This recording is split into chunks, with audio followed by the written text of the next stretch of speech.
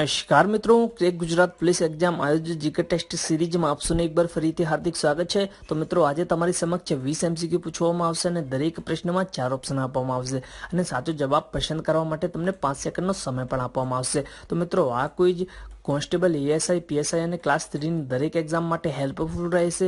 તો આ વિડીયોને અંત સુધી નિહાળજો અને એક પણ પ્રશ્ન મિસ ના કરતા, કેમ કે આ ક્વિઝ એ એક્ઝામની દ્રષ્ટિએ ખૂબ જ મહત્વપૂર્ણ છે। તો મિત્રો, આજે તારીખ છે 6 ડિસેમ્બર 2020। તો ચાલો વિથઆઉટ વેસ્ટિંગ ટાઈમ આજના વિડીયોને આપણે શરૂ કરીએ। પહેલો પ્રશ્ન છે કે ગાંધીનગર શહેરનું આયોજન એ કયા શહેર પરથી બનાવવામાં આવ્યું હતું? એ ગુણગાંવ, બી ચંડીગઢ, સી શિમલા કે ડી ઇન્દોર? તો મિત્રો, ગાંધી શહેરનું આયોજન એ ચંડીગઢ શહેર પરથી બનાવવામાં આવ્યું હતું। ગાંધીનગર વિશે આપણે વાત કરીએ તો ગાંધીનગર શહેર જિલ્લાનું મુખ્ય મથક છે અને આ શહેરનું નામ ભારતના રાષ્ટ્રપિતા મહાત્મા ગાંધીના નામ પરથી જોડાયેલું છે। અને ગાંધીનગર શહેરનું આયોજન સ્થાપિત લીકા બુર્શિયરના નેતૃત્વમાં તૈયાર થયેલા સ્થાપિત એચ.કે. મેવાડા અને તેમના સાથી આપ્ટે દ્વારા ડિઝાઇન કરવામાં આવ્યું હતું। અને મિત્રો, ગાંધીનગરના નિર્માણમાં ફ્રેન્ચ સ્થાપિત લીકા બુર્શિયર એ ફ્રેન્ચ સ્થાપિત હતા અને મિત્રો તેના નેતૃત્વમાં બાલકૃષ્ણ દોશીએ મહત્વનો ભાગ ભજવ્યો હતો। અને ગાંધીનગર શહેરનું આયોજન ચંડીગઢ શહેરથી બનાવવામાં આવ્યું હતું। અને 2 ઓગસ્ટ 1965ના રોજ ગુજરાત વિદ્યુત બોર્ડના પાવર હાઉસ ખાતે કોલોનીના ગેસ્ટ હાઉસની પ્રથમ ઈંટ મૂકી ગાંધીનગર શહેરની ખાતમુહૂર્ત વિધિ કરવામાં આવી હતી। અને મિત્રો, 11 ફેબ્રુઆરી 1971ના રોજ ગુજરાત વિધાનસભાને અમદાવાદથી મધ્યસ્થ ગ્રંથાલય સેક્ટર 17 ગાંધીનગરમાં કાર્યરત કરવામાં આવી। અને ગાંધીનગર 57 ચોરસ કિલોમીટરમાં વિસ્તરેલું છે અને તેમાં 30 સેક્ટરો સમાવેશ થાય છે। અને આ શહેર કાથી જા સુધી આડા રસ્તાઓ એટલે કે પશ્ચિમથી પૂર્વ અને 1 થી 7 ઊભા રસ્તાઓ એટલે દક્ષિણથી ઉત્તર આવેલા છે। ગાંધીનગરના સેક્ટર 10માં 75 હેક્ટર જમીન પર ભવ્ય સચિવાલય સંકુલ બનાવવામાં આવ્યું છે। અને ઈસવીસન 1990માં ગાંધીનગરને ગ્રીનેસ્ટ સિટી ઓફ ધી વર્લ્ડનો એવોર્ડ પણ મળ્યો હતો।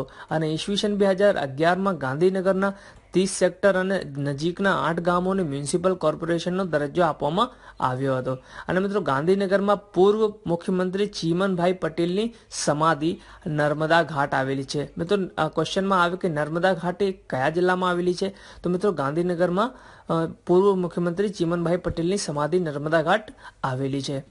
બીજા પ્રશ્ન ઉપર જઈએ કે ગુજરાતના પ્રથમ આદિવાસી મુખ્યમંત્રીનું નામ જણાવો। એ છબીલદાસ, બી માધવસિંહ, સી અમરસિંહ ચૌધરી કે ડી હિતેન્દ્રભાઈ દેસાઈ? તો મિત્રો, ગુજરાતના પ્રથમ આદિવાસી મુખ્યમંત્રીનું તમારે નામ જણાવવાનું છે। તો મિત્રો, આન્સરમાં આવશે ઓપ્શન સી, શ્રી અમરસિંહ ચૌધરી। અમરસિંહ ચૌધરી એ ગુજરાતના પ્રથમ આદિવાસી મુખ્યમંત્રી હતા। અને શ્રી અમરસિંહજી ચૌધરીની વાત કરીએ તો શ્રી અમરસિંહ ચૌધરી ગુજરાતના પ્રથમ આદિવાસી મુખ્યમંત્રી હતા। અને અમરસિંહ ચૌધરીનો જન્મ તાપી જિલ્લાના વ્યારા નજીક ઢોલવણમાં થયો હતો। અને 100 જેટલી સિંચાઈની યોજનાઓ તેમના સમયમાં દાખલ કરી હતી। 1988માં નર્મદા કોર્પોરેશનની રચના કરી અને સનત મહેતાને અધ્યક્ષ બનાવવામાં આવ્યો હતો। અને પ્રાથમિક શાળાઓમાં મફત પાઠ્યપુસ્તકો પણ આપ્યા હતા। અને લોકસભામાં ઈસવીસન 1989માં કોંગ્રેસની હારની જવાબદારી સ્વીકારીને તેમણે પોતાનું રાજીનામું આપ્યું હતું। અને 15 ઓગસ્ટ 2004ના રોજ અમદાવાદમાં હોસ્પિટલમાં હૃદય રોગના હુમલાના કારણે તેઓ અવસાન પામ્યા હતા। ત્રીજો પ્રશ્ન છે કે આઝાદ હિન્દ ફૌજનો પ્રથમ તિરંગો ક્યાં ફરકાવ્યો હતો? એ મોઇરાંગ, બી ઇમ્ફાલ, સી ખડગવાસલા કે ડી આઇઝોલ?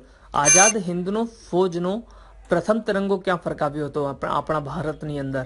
તો મિત્રો, ભારતની અંદર મણિપુરના મોઇરાંગ નામનું સ્થળે આઝાદ હિન્દ ફૌજનો પ્રથમ તિરંગો ફરકાવ્યો હતો। લોકટક સરોવર મિત્રો ક્યાં આવેલો છે? તો એ મણિપુરની અંદર આવેલ છે। વાત મણિપુરની થઈ છે તો મણિપુરના મુખ્યમંત્રી કોણ છે? તો એન બિરેન સિંહ। એ કયા પાર્ટીના રાજનેતા છે? તો બીજેપી, ભારતીય જનતા પાર્ટીના તેઓ રાજનેતા છે। રાજ્યપાલ કોણ છે? તો નજમા હેપતુલ્લા। ગવર્નર મણિપુરની ગવર્નર છે નજમા હેપતુલ્લા। રાજધાની કઈ છે? તો ઇમ્ફાલ, એ મણિપુરની રાજધાની છે। ચોથા પ્રશ્ન જોઈએ કે ગુજરાતની કઈ નદીમાં મોટી સંખ્યાઓમાં મગરો વસે છે? એ પાર, બી કોલક, સી બનાસ કે ડી વિશ્વામિત્રી? સૌથી વધારે મગર એ કઈ નદીમાં જોવા મળે? મિત્રો આન્સરમાં આવશે ઓપ્શન ડી વિશ્વામિત્રી. ગુજરાતની વિશ્વામિત્રી નદીમાં સૌથી મોટી સંખ્યાઓમાં મગર વસે છે. તો વિશ્વામિત્રી પાવાગઢના ડુંગરમાંથી નીકળે છે. અને મિત્રો પાવાગઢના ડુંગર ક્યાં આવેલ છે? તો પંચમહેલ જિલ્લાની અંદર આવેલ છે. મિત્રો અહીંયા પંચમહેલ આવેલ છે. પંચમહેલની નીચે વડોદરા અને વડોદરાની નીચે ભરૂચ આવેલ છે. તો મિત્રો વિશ્વામિત્રી નદી વડોદરા જિલ્લાના કરજણ તાલુકાના પિંગલવાડા પાસે ઢાઢર નદીને મળે છે. વડોદરાથી ભરૂચમાં મળે છે અને ભરૂચના નીચે શું છે? તો ખંભાતના અખાત છે. તો ખંભાતના અખાતમાં વિશ્વામિત્રી નદી ભળી જાય છે. તો મિત્રો વિશ્વામિત્રી નદી વડોદરા જિલ્લાના કરજણ તાલુકાના પિંગલવાડા પાસે ઢાઢર નદીને મળે છે અને ઢાઢર નદી જંબુસર પાસે ખંભાતના અખાતમાં મળે છે. જંબુસર ક્યાં આવેલું છે? તો ભરૂચમાં આવેલ છે. ભરૂચ, વડોદરા અને પંચમહેલ આ ત્રણેય સ્થળોમાં વિશ્વામિત્રી નદી વહે છે. પાંચમા પ્રશ્નની વાત કરીએ તો સતી પ્રથા અને બાલ લગ્નનો વિરોધ કરવા માટે બ્રહ્મ સમાજની સ્થાપના કોણે કરી હતી? મદન મોહન માલવીય, બાલ ગંગાધર તિલક, મૌલાના અબ્દુલ આઝાદ કે રાજા રામમોહન રાય? તો મિત્રો સતી પ્રથા અને બાલ લગ્નના વિરોધ કરવા માટે બ્રહ્મ સમાજની સ્થાપના રાજા રામમોહન રાય કરી હતી. ક્યારે કરી હતી? તો 1828માં. વાત કરીએ રાજા રામમોહન રાયની તો તાજેતરમાં રાજા રામમોહન રાયનો રાજા રામમોહન રાયનો જન્મ પશ્ચિમ બંગાળના હુગલીમાં થયું હતું અને તેઓ ફારસી, લેટિન, ફ્રેન્ચ, અંગ્રેજી, બંગાળી સહિત 11 ભાષાઓના જાણકાર હતા. કોલકાતામાં ડેવિડ હાયરની મદદથી હિન્દુ કોલેજની સ્થાપના કરી હતી, જે આગળ જતા પ્રેસિડેન્સી કોલેજ તરીકે ઓળખાઈ. તેઓ પ્રેસની સ્વતંત્રતાના હિમાયતી હતા. બંગાળીમાં સંવાદ કૌમુકી અને ફારસીમાં મિરાતુલ અખબાર નામના સમાચાર પત્રો ચાલુ કર્યા હતા. 1828માં બ્રહ્મ સમાજની સ્થાપના કરી. 1829માં સતી પ્રથા નાબૂદી કાયદો બનાવ્યો અને મુઘલ સમ્રાટ અકબર એ તેને રાજાનો ખિતાબ આપ્યો હતો. અહીંયા આવશે રાજા. તો મિત્રો તેને રાજાનો ખિતાબ આપ્યો હતો. એટલા માટે તેઓ રાજા રામમોહન રાય તરીકે ઓળખાય છે. અને 1833માં બ્રિસ્ટલ ખાતે રાજા રામમોહન રાયનું નિધન થઈ જાય છે. છઠ્ઠમો પ્રશ્ન છે કે લોકસભાની મુદ્દતમાં 5 વર્ષના સમયગાળાની ગણતરી માટે પ્રથમ દિવસ કયો છે? લોકસભાની મુદ્દતમાં 5 વર્ષના સમયગાળાની ગણતરી માટે પ્રથમ દિવસ કયો છે? ચૂંટણીના પરિણામોની જાહેરાત શરૂ થવાનો દિવસ કે ચૂંટણીની પરિણામોની જાહેરાત પૂર્ણ થવાનો દિવસ કે નવા ચૂંટાયેલા સભ્યોની સંસદની બેઠકનો પ્રથમ દિવસ કે ચૂંટણીનું જાહેરનામું પ્રસિદ્ધ થવાનો દિવસ? તો મિત્રો જેમ કે વડાપ્રધાન છે તો વડાપ્રધાનનો પ્રથમ દિવસ ક્યારથી ગણાય? તો મિત્રો જ્યારે નવા ચૂંટાયેલ સભ્યોની સંસદની બેઠકનો પ્રથમ દિવસ જ્યારે હશે ત્યારે જ તેમનો પ્રથમ દિવસ ગણાય. તો મિત્રો સાતમો પ્રશ્ન છે કે બંધારણીય કટોકટી એટલે શું? યુદ્ધ થવાથી રાષ્ટ્રપતિ દ્વારા જાહેર કરતી કટોકટી, કે દેશના આર્થિક સંકટ ઉદ્ભવતા પગાર ભથ્થા ઘટાડવા માટે, કે સી કુદરતી આપત્તિ, ધરતીકંપ, સુનામી જેવો પ્રસંગોએ જાહેર કરાવતી કટોકટી, કે રાજ્યપાલના અહેવાલના આધારે રાષ્ટ્રપતિ દ્વારા સંબંધિત રાજ્યમાં જાહેર કરાતી કટોકટી?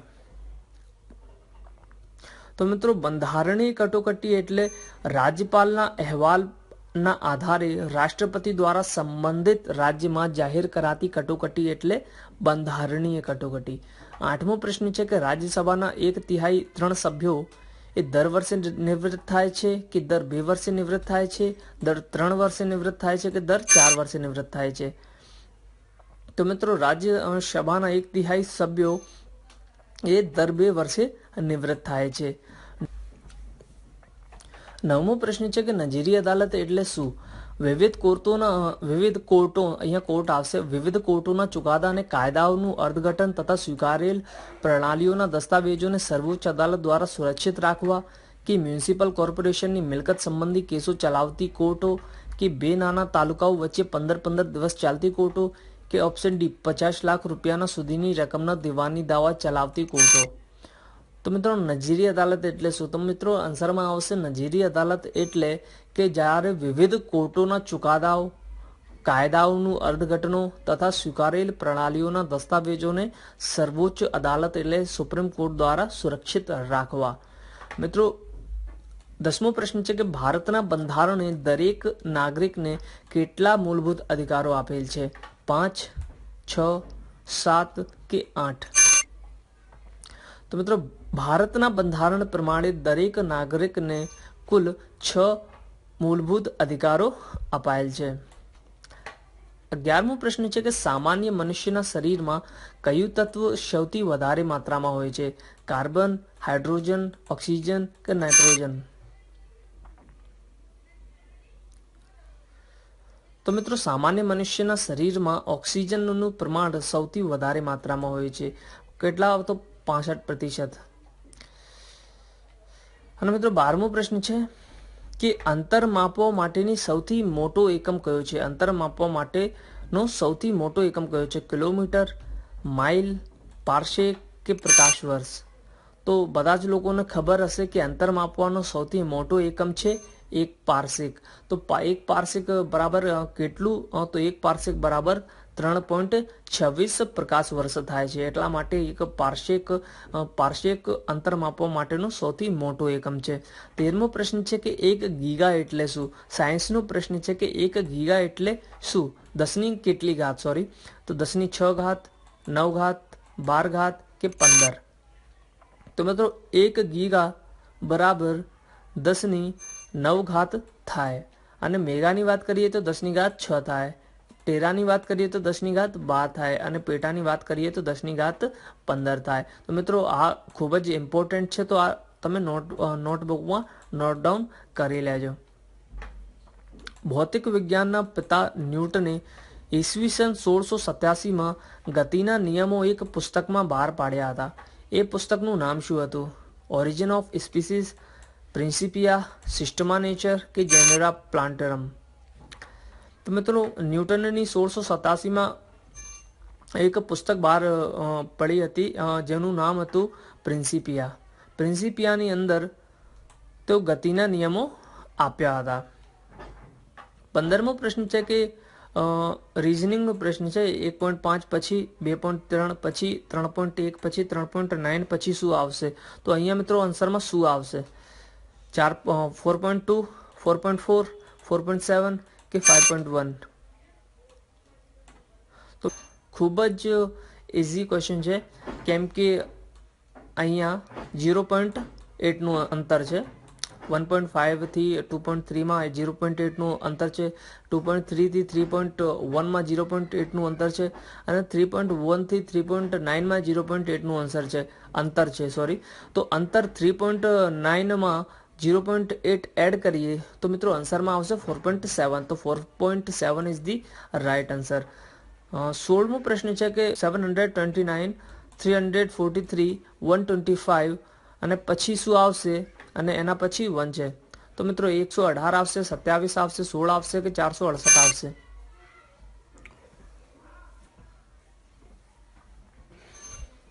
તો મિત્રો આન્સરમાં આવશે ઓપ્શન બી 27. કઈ રીતે? તો મિત્રો તમને ઓડ ઇવન વેલ્યુ તો ખબર હશે 1, 3, 5, 7 અને 9. ત્રણેય આ ચારે આપેલ છે, પણ અહીંયા 3નું ઘનમૂળ આપ્યું નહીં. તો 3નું ઘનમૂળ કેટલું થાય? તો 27 થાય.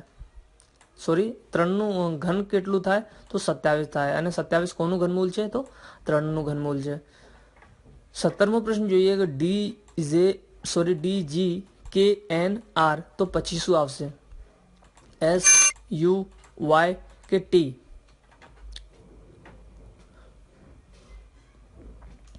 તો મિત્રો આન્સરમાં આવશે ઓપ્શન બી યુ. કઈ રીતે એ પણ જોઈ લઈએ. ડી પછી આવશે E અને F.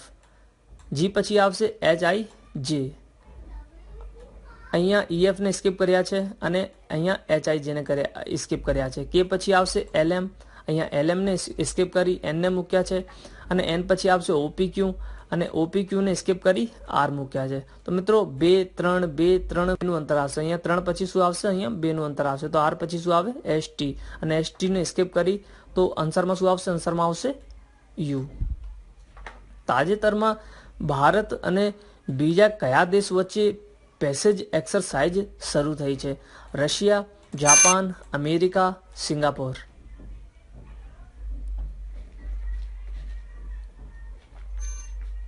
તો મિત્રો આન્સરમાં આવશે ઓપ્શન એ રશિયા.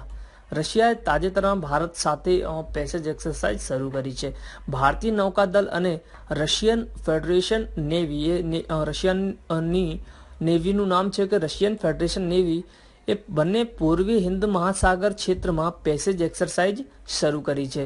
આ કવાયત આંતરવ્યવહારિકતા વધારવા, સમજણમાં સુધારવાના અને બંને મૈત્રીપૂર્ણ નૌકાઓ વચ્ચેના શ્રેષ્ઠ પ્રયાસોને આત્મસાત કરવામાં મદદ કરશે. તેમાં અદ્યતન સપાટી અને એન્ટી સબમરીન યુદ્ધ કસરતો, શસ્ત્ર ફાયરિંગ, સીમેન્સેપ કસરત અને હેલિકોપ્ટરની કામગીરી પણ સામેલ છે. વાત રશિયાની થઈ છે તો રશિયાનો પ્રેસિડેન્ટ હાલમાં કોણ છે? તો વ્લાદિમીર પુતિન છે. અને કેપિટલ કઈ છે રશિયાની? તો મોસ્કો. અને કરન્સી કઈ છે રશિયાની? તો રશિયન રૂબલ. અને પીએમ કોણ છે રશિયાના હાલમાં? તો મિખાઇલ મિશુસ્ટિન. એ હાલમાં રશિયાના પ્રાઇમ મિનિસ્ટર છે. તો મિત્રો આટલી ઇન્ફોર્મેશન એક્ઝામની દ્રષ્ટિએ ખૂબ જ મહત્વપૂર્ણ છે. રશિયાની વાત છે તો કરંટ અફેરની રશિયાની વાત કરી લઈએ કે રશિયાને એપીવાક કોરોના નામની બીજી કોવિડ-19 રસીને નિયમનકારી મંજૂરી આપી દીધી છે. જે નવી કોરોના વાયરસ રસી રશિયાની પ્રથમ રસી સ્પુટનિક વી માટે સમાન પગલાંના 2 મહિના પછી બહાર પાડી છે. રશિયાએ આર્કટિકમાં સિલિકોન હાઇપરસોનિક ક્રૂઝ મિસાઇલનું પણ સફળતાપૂર્વક પરીક્ષણ કર્યું છે.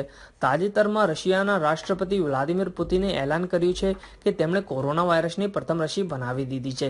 આ રસીને રશિયાના સ્વાસ્થ્ય મંત્રાલય દ્વારા મંજૂરી આપવામાં આવી છે. આ ઉપરાંત તેમણે એવું પણ કહ્યું છે કે તેમની દીકરીને પણ આ રસી આપવામાં આવી છે. આ રસીને મોસ્કોના ગામેલ ઇન્સ્ટિટ્યૂટને ડેવલપ કરી છે અને આ રસી પરીક્ષણો દરમિયાન કાર્યક્ષમ સાબિત થઈ છે. તે કોરોના વાયરસથી કાયમી પ્રતિરક્ષા આવે છે. અને મિત્રો આ રસીને વર્લ્ડ હેલ્થ ઓર્ગેનાઇઝેશન WHO નું પૂરું નામ શું છે? World health organisation. તેમના દ્વારા મંજૂરી પણ મળી છે. તો દુનિયાભર માટે એક સારા સમાચાર સાબિત થઈ શકે છે. 19મો પ્રશ્ન છે કે તાજેતરમાં એ કયા રાજ્યના મજેરહાટ બ્રિજનું નામ જય હિન્દ કરવામાં આવ્યો છે? ઓડિશા, પશ્ચિમ બંગાળ, ગોવા કે હૈદરાબાદ? તો મિત્રો આન્સરમાં આવશે ઓપ્શન બી પશ્ચિમ બંગાળ. તાજેતરમાં પશ્ચિમ બંગાળના મેજર હાર્ટ બ્રિજનું નામ બદલીને જય હિન્દ બ્રિજ કરવામાં આવ્યું છે. વાત પશ્ચિમ બંગાળની થઈ છે તો પશ્ચિમ બંગાળના મુખ્ય પ્રધાન કોણ છે? તો મમતા બેનર્જીએ મુખ્યમંત્રી છે પશ્ચિમ બંગાળના. અને કોલકાતામાં નવા બનેલા મેજર હાર્ટ બ્રિજને સુભાષચંદ્ર બોઝની 126મી જન્મજયંતિની ઉજવણી માટે તેમનું નામ જય હિન્દ પુલ રાખવામાં આવ્યું છે. અને નવો બ્રિજ એક જૂના સાથે બનાવવામાં આવ્યો છે જે સપ્ટેમ્બર 2018માં તૂટી ગયો હતો. તે 650 મીટર લાંબો છે અને કોલકાતાના મધ્ય ભાગને વહેવેલા અને અન્યના દક્ષિણ પશ્ચિમ ઉપનગરો સાથે જોડે છે. કલકત્તાની વાત થઈ છે તો કલકત્તા વેસ્ટ બંગાળની કેપિટલ કઈ છે? તો કલકત્તા છે. ચીફ મિનિસ્ટર કોણ છે? મમતા બેનર્જી છે. ગવર્નર કોણ છે પશ્ચિમ બંગાળના? તો જગદીપ ધાનકર. એ કોણ છે? એ રાજ્યપાલ છે પશ્ચિમ બંગાળના. પશ્ચિમ બંગાળના કરંટ અફેરની વાત આપણે કરી લીધી છે કે પશ્ચિમ બંગાળના મુખ્ય પ્રધાન મમતા બેનર્જીએ રાજ્ય સરકાર દ્વારા ચલાવતી આવતી 11 કલ્યાણ યોજનાઓ વિશે લોકોને જાગૃત રાખવા માટે કઈ યોજના લાગુ કરી છે? તો દુઆરે સરકાર. તાજેતરમાં 14 નવેમ્બરના રોજ ચિલ્ડ્રન્સ ડે નિમિત્તે પશ્ચિમ બંગાળ કોલકાતામાં વિશ્વના પ્રથમ પ્રકારની બાળકો માટે ટ્રામ્પરની લાઇબ્રેરી શરૂ કરવામાં પણ આવી હતી. પશ્ચિમ બંગાળમાં ટૂંક સમયમાં ભારતનું પહેલું ટાયર પાર્ક બનાવવામાં આવશે જ્યાં ભંગાર અને ખામીયુક્ત ભાગોથી બનેલી આર્ટવર્ક પ્રદર્શિત થશે. તાજેતરમાં પશ્ચિમ બંગાળ સરકારે પાથશ્રી અભિયાન યોજના શરૂ કરી હતી જે તે માર્ગ સમારકામ યોજના છે જ્યાં રાજ્યભરમાં 12,000 કિલોમીટરના 7,000થી વધુ રસ્તાઓનું સમારકામ એક મિશન મોડમાં અને સમય મર્યાદામાં કરવામાં આવશે. કૃષિ મંત્રાલયના રિપોર્ટ 2018-19 મુજબ શાકભાજી ઉત્પાદનમાં ભારતમાં પ્રથમ નંબર પર પશ્ચિમ બંગાળ રહ્યું છે. અને પશ્ચિમ બંગાળની સરકારે પ્રવાસીઓ માટે એક્ઝિટ એપ્લિકેશન પણ બનાવી હતી. ભારતની પ્રથમ મેટ્રો ટ્રેન કોલકાતામાં શરૂ કરવામાં આવી હતી અને અંડર વોટર ટ્રેન પણ કોલકાતાના હોગલી નદીમાં ચાલુ કરવામાં આવી હતી. અને ભારતની સૌથી મોટી લાઇબ્રેરી એટલે the national library of India પણ કોલકાતાની અંદર આવેલ છે. અને સૌથી મોટો મ્યુઝિયમ ઇમ્પેરિયલ મ્યુઝિયમ પણ કલકત્તાની અંદર આવેલ છે. તો મિત્રો આટલી ઇન્ફોર્મેશન એક્ઝામની દ્રષ્ટિએ ખૂબ જ મહત્વપૂર્ણ છે. 20મો પ્રશ્ન છે કે તાજેતરમાં કોને 4G years with Abdul Kalam untold stories પુસ્તક રિલીઝ કર્યું છે? હાલમાં કોણે આ પુસ્તક રિલીઝ કરી છે? નરેન્દ્ર મોદીએ, રામનાથ કોવિંદ, એમ વેંકૈયા નાયડુ કે આમાંથી એક પણ નહીં? મિત્રો આન્સરમાં આવશે option C, M Venkaiah Naidu. M Venkaiah Naidu 4G years with Abdul Kalam untold story પુસ્તક રિલીઝ કર્યું છે. આ પુસ્તકની વાત કરીએ તો ભારતના ઉપરાષ્ટ્રપતિ એમ વેંકૈયા નાયડુ આ પુસ્તકનું વિમોચન કર્યું છે. અને ભારતના ભૂતપૂર્વ રાષ્ટ્રપતિ એપીજે અબ્દુલ કલામના જીવન પર આધારિત આ પુસ્તક છે. આ પુસ્તક પિલ્વેએ લખ્યું હતું અને પેન્ટાગોન પ્રેસ LLP દ્વારા આ પુસ્તકનું પ્રકાશન થયું છે. અને મિત્રો પુસ્તક એપીજે અબ્દુલ કલામના જીવનના વિશે દર્શાવવામાં આવ્યું છે. ડોક્ટર કલામે ભારતના સંરક્ષણ ક્ષેત્રને મજબૂત બનાવ્યો અને ભારતની અવકાશ ક્ષમતાઓનો વિકાસમાં તેમનો ખૂબ મહત્વનો ફાળો આપ્યો હતો. પુસ્તકોમાં ઇસરો, DRDO અને બ્રહ્મોસની ઘટનાઓ અને પાવર કોરિડોર સાથે તેમની પ્રતિક્રિયા સહિતના તેમના જીવનની ઘટનાઓની ચર્ચા કરવામાં આવી છે. આપણે ન્યૂઝ બુલેટિનની વાત કરી લઈએ કે ગ્લોબલ ટીચર પ્રાઇઝ જીતવાવાળા પ્રથમ ભારતીય કોણ છે? તો રણજીત સિંહ દિસાલે. હાલમાં બીબીસીએ એક વિડીયો પણ જાહેર કર્યું છે. આ તમે જોઈ શકો છો ઇન્સ્ટાગ્રામ ઉપર. લેબોરેટરીમાં બનેલી મીટના વેચાણની મંજૂરી આપવાવાળો પ્રથમ દેશ કયો છે? સિંગાપોર. તાજેતરમાં જારી થયેલા ફોર્ચ્યુન 500 ભારતીય કંપનીઓની લિસ્ટમાં પ્રથમ ક્રમે કોણ છે? તો રિલાયન્સ ઇન્ડસ્ટ્રી. અને ચોથું, તાજેતરમાં જારી થયેલ ICC T20 રેન્કિંગમાં પ્રથમ નંબર પર કયો દેશ છે? તો ઇંગ્લેન્ડ. અને તાજેતરમાં RBIએ વર્ષ 2020-21 માટે ભારતનો GDP કેટલો રાખવાનું અનુમાન લગાવ્યું છે? તો -7.5%. અને મિત્રો વાત કરીએ S&Pની તો S&Pએ -9% તેઓ અનુમાન લગાવ્યું છે ભારતનો GDPનો. પ્રીવિયસ વિડીયોનું આન્સર છે મિત્રો બોરિસ જોન્સન. એ ઘણા બધા લોકોએ ખૂબ સારી રીતે આન્સર આપે છે અને ઘણા મિત્રો ડિટેલમાં આન્સર આપે છે. તેમનો ખૂબ ખૂબ આભાર. અને મિત્રો એક ક્વેશ્ચન તમારા બધા માટે કે તાજેતરમાં BROના ડાયરેક્ટર જનરલ તરીકે કોની નિમણૂક કરવામાં આવી છે? અને BROના પૂરું નામ શું છે? અને તેમની સાથે આ તમને ક્વિઝનો આન્સર લખવાનું છે. તો મિત્રો આ ક્વેશ્ચનનું આન્સર અને તમારા જવાબ કેટલા સાચા પડ્યા આ તમે કમેન્ટ બોક્સમાં લખવાનું છે. અને મિત્રો ચેનલમાં નવા છો તો ચેનલ સબસ્ક્રાઇબ કરી બાજુમાં આવતા બેલ આઇકનને પ્રેસ કરજો જેથી તમને અમારા આવનારા વિડીયોની નોટિફિકેશન સૌથી પહેલા મળે. તો ફરી એક નવા વિડીયો સાથે મળીશું. જય હિન્દ, વંદે માતરમ.